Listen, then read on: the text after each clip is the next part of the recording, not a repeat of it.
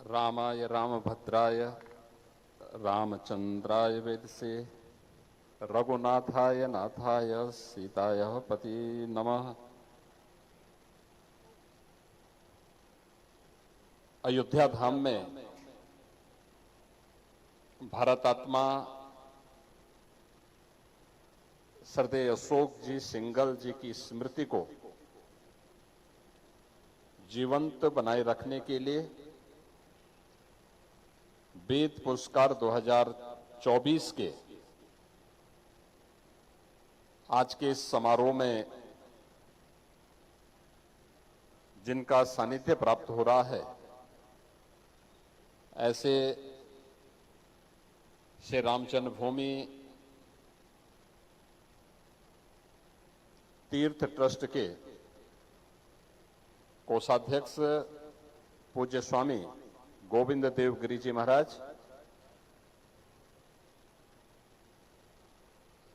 श्रद्धेय भैया जी जोशी जी,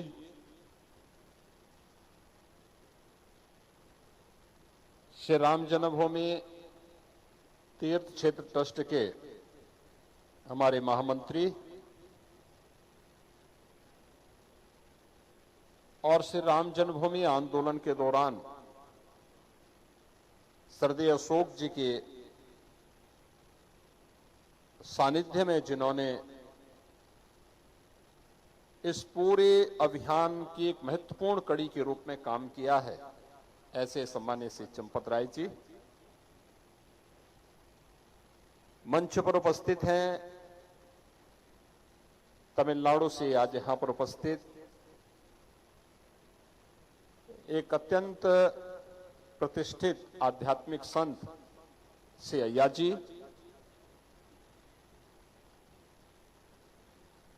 सिंघल फाउंडेशन के अध्यक्ष श्री सलिल सिंघल जी, न्यासी संजय सिंघल जी,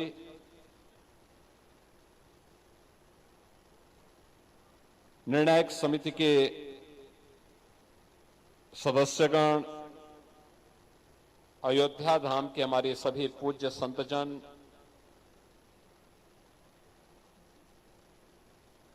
जगतगुरु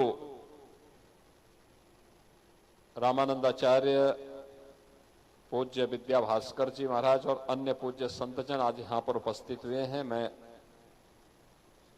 इन सब का हृदय से अभिनंदन करता हूं और उपस्थित फाउंडेशन से जुड़े हुए पदाधिकारीगण, उत्तर प्रदेश सरकार में मेरे मंत्रिमंडल के सहयोगी श्री सूर्य प्रताप शाही जी, हमारे माननीय विधायक जी, माननीय दिनेश जी और उपस्थित सभी बहनों और भाइयों, आज एक अत्यंत पवित्र कार्यक्रम के साथ हम सब जुड़े हैं और मेरा मानना है कि 22 जनवरी 2024 को जब आदरणीय प्रधानमंत्री जी के कर कमलों से 5 सदी का इंतजार समाप्त होकर के पूज्य संतों का जो संकल्प था और श्रद्धेय अशोक जी की जो साधना थी, श्री राम जन्मभूमि पर प्रभु श्री राम के भव्य मंदिर और उस मंदिर में प्रभु श्री रामलला का विराजमान होना, यह 5 सदी की सबसे उत्कृष्टतम घटनाओं में से एक थी, उत्तम घटनाओं में से एक थी।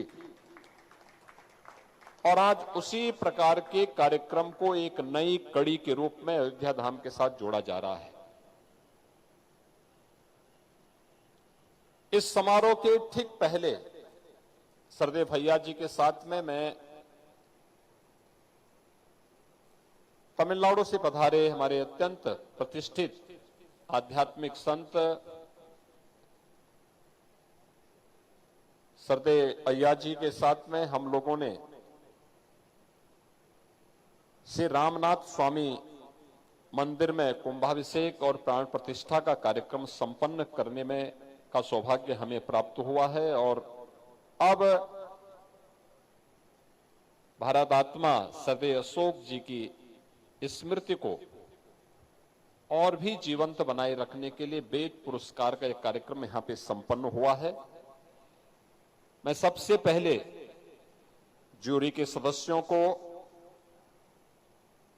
उत्कृष्टतम विद्यार्थी को, उत्कृष्टतम शिक्षक को और उत्कृष्टतम संस्था को इस पुरस्कार प्राप्त होने पर प्रत्येक सनातन धर्मावलंबी की ओर से, पूज्य संतों की ओर से हृदय से बधाई देता हूं, उनका अभिनंदन करता हूं।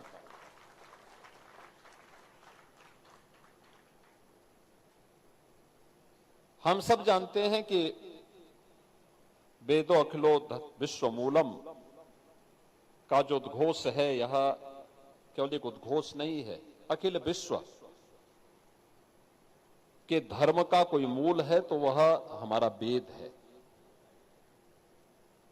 और वेद के इस महत्व को किसी ने समझा था और किसी ने उसको अपने जीवन में अक्षरशः उतारने का कार्य किया था,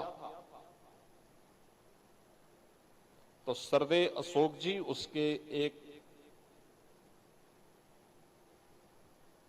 प्रमुख मूर्तिमान नक्षत्र हम सब के सामने थे।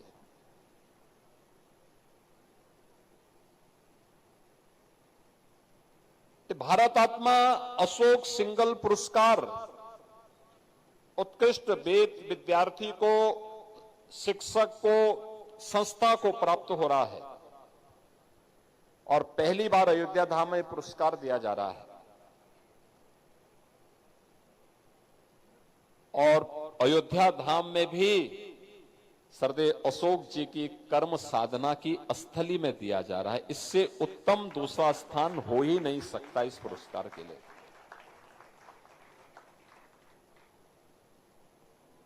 सरदेव अशोक जी के बारे में हर व्यक्ति जानता है कि वह काशी हिंदू विश्वविद्यालय में, वहां से उन्होंने इंजीनियरिंग की डिग्री ली थी और जब ये डिग्री दुर्लभ होती थी तब ली थी, लेकिन जीवन उनका समर्पित था सनातन धर्म के लिए, क्योंकि उन्हें मालूम था कि दुनिया का एक ही धर्म है, वह है सनातन धर्म। सनातन धर्म सुरक्षित रहेगा और समृद्धि के पथ पर अग्रसर होगा तो विश्व मानवता के कल्याण का मार्ग प्रशस्त होगा। अगर सनातन धर्म खतरे में पड़ेगा तो विश्व मानवता का जीवन ही खतरे में पड़ जाएगा। और इसलिए उन्होंने अपना पूरा जीवन पूरी तरह सनातन धर्म के लिए समर्पित किया था और उसका माध्यम उन्होंने बनाया था राष्ट्रीय स्वयंसेवक संघ को। राष्ट्रीय स्वयंसेवक संघ के एक स्वयंसेवक के रूप में, एक प्रचारक के रूप में, विश्व हिंदू परिषद के महामंत्री के रूप में, अंतर्राष्ट्रीय कार्याध्यक्ष के रूप में और राम जन्मभूमि आंदोलन और अशोक सिंगल जी तो एक दूसरे के पूरक सी बन गए थे। सोते जागते उड़ते बैठते एक ही ध्येय, एक ही मूल्य, एक ही मुद्दे के लेकर के वे कार्य करते थे कि जैसे भी हो हमें राम जन्मभूमि फिर से लेकर के रहना है और इसके लिए जो भी माध्यम हो सकते हैं, और शांति का हो या क्रांति का, सनातन धर्म को मजबूती प्रदान करने के लिए वेद विद्यालयों की स्थापना हो या सुदूर जनजातीय क्षेत्रों में एकल विद्यालयों की स्थापना का कार्य, पूज्य संतों का सानिध्य लेकर के हर मत पंथ संप्रदाय से जुड़े हुए उत्तर से दक्षिण, पूरब से पश्चिम सभी पूज्य संतों को एक मंच पर लाने का कार्य हो या फिर अछूतोद्धार के लिए किए जाने वाले उनके स्तुल्य प्रयास, इस सरदेव अशोक जी जीवन पर्यंत करते रहे, जीवन पर्यंत करते रहे। कोई पूछता था अशोक जी से कि राम जन्मभूमि का आंदोलन, वो कहते थे भी आंदोलन मात्र नहीं है,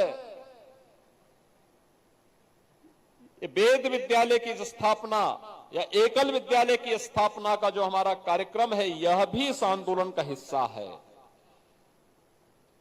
और उनसे जब कोई पूछता था तो एक ही बात कहते थे, भारतस्य प्रतिष्ठे द्वे संस्कृतः संस्कृतिस्तथा, यानी दो ही हैं, भारत की प्रतिष्ठा दो में ही हो सकती है, एक संस्कृत में और दूसरा संस्कृति में। ये हमारी सनातन संस्कृति, यही संस्कृति, यही भारत की आत्मा है और यही विश्व की आत्मा है। और ये नाम पूज्य गोविंद देव गिरी जी ने जब दिया कि भारतात्मा अशोक सिंघल, तो मुझे लगता है इससे उत्तम कोई दूसरा नाम नहीं हो सकता था, क्योंकि अशोक जी का पूरा जीवन भारत माता के लिए समर्पित था, पूरा जीवन भारत माता के लिए समर्पित था, भारत और भारतीयता के लिए समर्पित था। उन्होंने इसके लिए संघर्ष किया, अपमान सहा, लेकिन तनिक भी विचलित नहीं हुए अपने मूल्यों से, अपने सिद्धांतों से। पूज्य माता पिता के द्वारा दिए गए संस्कार, राष्ट्रीय स्वयंसेवक संघ की पाठशाला में सीखे गए संस्कारों से तनिक भी विचलित हुए बगैर, बिना रुके, बिना झुके, बिना डिगे निरंतर कार्य करते रहे। और परिणाम है कि जब सच्ची साधना होती है तो परिणाम तो आएगा ही आएगा, आएगा ही आएगा। वह भी हम लोगों ने देखा है, जब आदरणीय प्रधानमंत्री जी के कर कमलों से 5 सदी का इंतजार समाप्त हुआ, पूज्य संतों का संकल्प पूरा हुआ और अयोध्या में प्रभु श्री रामलला 500 वर्षों के बाद विराजमान हुए हैं। आज श्रद्धेय अशोक जी को स्मरण करने का एक अवसर है, जब हम लोग इस अवसर पर सनातन धर्म के मूल्यों से जुड़े हुए उन सभी मान बिंदुओं की स्थापना के लिए निरंतर कार्य कर रहे थे। मुझे याद है, एक सामान्य कार्यकर्ता, गोरक्षक श्री सुन्नर यादव की आजमगढ़ में गौ तस्करों ने हत्या कर दी थी। आंदोलन में स्थानीय स्तर का आंदोलन था, तो मैं भी गोरखपुर से पहुंचा था। मैं भौचक था कि मेरे पहुंचने के तुरंत बाद श्रद्धेय अशोक जी भी इस आंदोलन में आ गए। अरे, गौ रक्षक की हत्या हुई है और ये कैसे हम स्वीकार कर सकते हैं। और वहां पर उस आंदोलन में स्वयं अशोक जी आए थे, उस गोरक्षक के घर गए थे और उसके परिवार को संबल भी दिया था और अपराधियों को फिर जेल के अंदर भेजने में उन्होंने उस समय आंदोलन को एक नई गति देने का काम भी किया था। अनेक वेद विद्यालयों की स्थापना के लिए भी उनके द्वारा किए गए प्रयास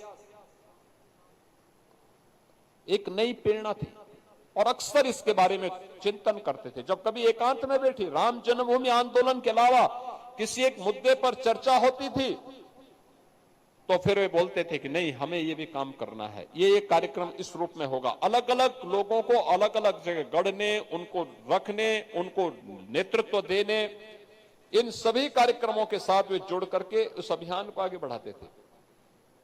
और दूरदर्शिता तो वह, जब सारे लोग बोलते थे, विरोधी लोग पूछते थे क्या अयोध्या में राम मंदिर बन पाएगा, पूरे दृढ़ता के साथ श्रद्धेय अशोक जी कहते थे हाँ, अवश्य बनेगा, अवश्य बनेगा। और जब दूर दूर तक कहीं कोई पता नहीं था, तब उन्होंने राम मंदिर के लिए पत्थर तराशने का ऑर्डर भी दे दिया था। यह है दूरदर्शिता।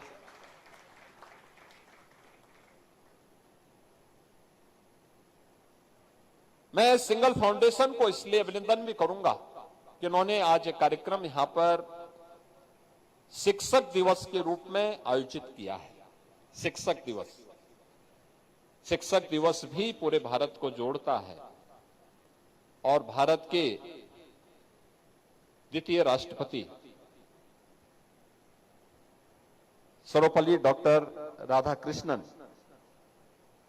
एक लंबे समय तक काशी हिंदू विश्वविद्यालय के कुलपति के रूप में अपनी सेवाएं दी। भारतीय दर्शन पर उनकी जो पकड़ थी वह भी, वे एक स्वतंत्रता संग्राम सेनानी थे, एक उत्कृष्ट शिक्षक थे। भारत के सनातन मूल्यों के प्रति उनके मन में अगाध श्रद्धा थी। भारतीय दर्शन के वे ज्ञाता थे और उनकी स्मृति में भारत 5 सितंबर की तिथि को शिक्षक दिवस के रूप में आयोजित करता है। कितना अच्छा संजोग है। शिक्षक दिवस में देश के द्वितीय राष्ट्रपति, महान शिक्षाविद, दार्शनिक सर्वपल्ली डॉक्टर राधाकृष्णन को हम स्मरण कर रहे हैं और सरदेव राधाकृष्णन जी भी तमिलनाडु में ही उनका जन्म हुआ था। कर्मभूमि पूरा भारत था। देश की स्वाधीनता के लिए भी उन्होंने बढ़ चढ़ करके भाग लिया था और आज अयोध्या धाम में हम लोग श्री रामनाथ स्वामी जी के मंदिर का भी आज भव्य कुंभाभिषेक और प्राण प्रतिष्ठा के समारोह के साथ साथ सरदेव अशोक जी की स्मृतियों को वेद पुरस्कार के माध्यम से एक नई गति दे रहे हैं, नई ऊंचाइयां प्रदान कर रहे हैं। अशोक सिंघल फाउंडेशन का मैं इसके लिए हृदय से धन्यवाद ज्ञापित करता हूं। जिन संस्थाओं को, जिन शिक्षकों को और जिन छात्रों को, जिन विद्यार्थियों को, वेद पाठी विद्यार्थियों को यह सम्मान प्राप्त हुआ है, जूरी के कठिन चयन की प्रक्रिया के साथ गुजरने के बाद वे आगे बढ़े हैं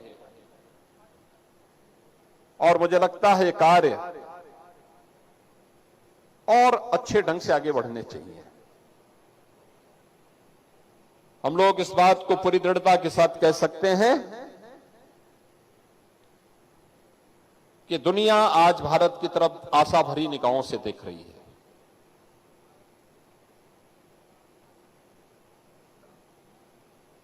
शांति के लिए,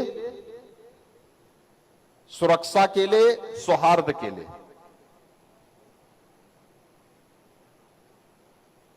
पूरी दुनिया के अंदर कहीं कोई घटना घटित होती है तो आज आशा भरी निगाहें भारत की ओर, भारत के नेतृत्व की ओर होती है। भारत की मजबूती के लिए, भारत को सशक्त बनाने के लिए हम सब के प्रयास भी वहीं से आगे बढ़ने चाहिए, उसी गति से आगे बढ़ने चाहिए। और जब भी दुनिया के अंदर शांति और सौहार्द की बात होगी, प्रत्येक नागरिक के सुख और समृद्धि की बात होगी, तो रास्ता भारत की ओर से ही जाएगा, भारत के गुरुकुलों से ही जाएगा, भारत ही उसका नेतृत्व करेगा। और इसके लिए ही प्रधानमंत्री मोदी जी ने भारतवासियों के सामने 2047 में एक विकसित भारत की संकल्पना का एक मानचित्र हम सबके सामने रखा है। विकसित भारत हर एक दिशा से विकसित होना चाहिए, केवल भौतिक दृष्टि से ही नहीं, आध्यात्मिक और सांस्कृतिक दृष्टि से भी। और इसलिए नागरिक कर्तव्य इसमें सबसे बड़ी भूमिका का निर्वहन करेगा। अयोध्या में श्री राम जन्मभूमि पर प्रभु रामलला का विराजमान होना गुलामी के अंशों को सर्वथा समाप्त करने के अभियान को एक नई गति दे चुका है। अब ये कभी थमने वाला नहीं है। ये न रुकेगा, ये न डिगेगा और ये न झुकेगा। ये आगे बढ़ेगा, मजबूती के साथ आगे बढ़ेगा। लेकिन नागरिक कर्तव्य भी हमारे मन में उसी श्रद्धा भाव के साथ जगने चाहिए। अब अधिकारों की चिंता कम, कर्तव्यों की ज्यादा हमें करनी होगी। अपने देश के लिए, अपने सनातन धर्म के लिए, अपने कार्य क्षेत्र के लिए, जो जिस कार्य क्षेत्र में कार्य कर रहा है उसमें भी उत्कृष्टतम कार्य वो करके दिखाए। ये हमारा प्रयास होना चाहिए। और अगर हम कर पाएंगे तो सनातन धर्म की यही शिक्षा है, यही हमें अपने धर्म के प्रति, अपने देश के प्रति यही कृतज्ञता ज्ञापित करने का एक अवसर अपने कर्तव्यों के माध्यम से प्राप्त होगा। आज के इस अवसर पर एक बार फिर से मैं श्रद्धेय अशोक जी सिंघल जी के नाम पर जो वेद पुरस्कार आज यहां प्रदान किए गए हैं, इसके लिए पुरस्कार प्राप्त करने वाले उत्कृष्टतम वेद विद्यार्थी, उत्कृष्टतम वेद शिक्षक, उत्कृष्टतम वेद विद्यालय और ज्यूरी के सभी सदस्यों को हृदय से बधाई और धन्यवाद देते हुए अशोक सिंघल फाउंडेशन को भी श्रद्धेय अशोक जी की स्मृति को वेद पुरस्कार के माध्यम से वेद शिक्षा के प्रचार प्रसार के लिए उनके संकल्पों को आगे बढ़ाने के क्रम में किए गए प्रयास के लिए हृदय से धन्यवाद और अभिनंदन करते हुए अपनी वाणी को विराम देता हूं। धन्यवाद। जय हिंद। जय जय श्री राम।